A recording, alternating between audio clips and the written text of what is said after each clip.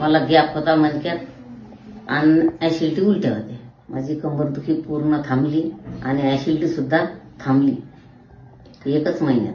आमाशयावर आणि अन्ननलिकेवर सूज आल्यानंतर पाठीमागच्या मणक्यांवरती जेव्हा दाब पडतो तेव्हा ते मणके आपली पोझिशन बदलायला लागतात आणि आमाशयाचा दाब त्याच्यावरती बदलल्यानंतर किंवा पोझिशन बदलल्यानंतर तिथून निघणाऱ्या ज्या काही नर्व्स आहेत त्या ॲक्च्युअल हातांमध्ये जाणाऱ्या असतील किंवा पायांमध्ये जाणाऱ्या असतील ह्या मुंग्या उत्पन्न करतात, वेदना उत्पन्न करतात किंवा बधिरता उत्पन्न करतात आणि अचानकपणे चेस्ट पेन होतं, सोबतच बॅक पेन होतं बऱ्याचशा पेशंटला आणि त्यांना असं वाटतं की हृदरोग तर नाही, म्हणजे हृदयाशी तर त्याचा संबंध नाही. आणि ज्या ज्यावेळी सॉफ्ट टिश्यूवरती आतमधल्या सूज यायला लागते त्यावेळी त्याचा जो प्रेशर आहे तो ॲक्च्युअल तुमच्या स्पाईनवरती पडतो आणि वेदना क्रिएट होतात. मी सुनंदा सुरेशराव चव्हाण आणि मी रिसोडला राहते.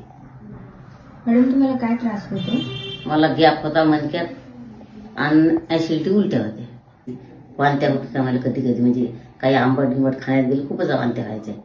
पुन्हा मसाला हे असे पदार्थ खाण्यात गेले की उलट्याच होत होते. किती दिवसापासून हा त्रास आहे? मला बरेच दिवसापासून आहे, बरं 5-6 वर्षापासून.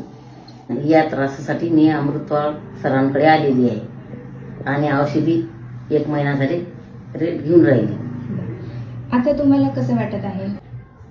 माझी कंबरदुखी पूर्ण थांबली आणि ऍसिडिटी सुद्धा थांबली एकच महिन्यात.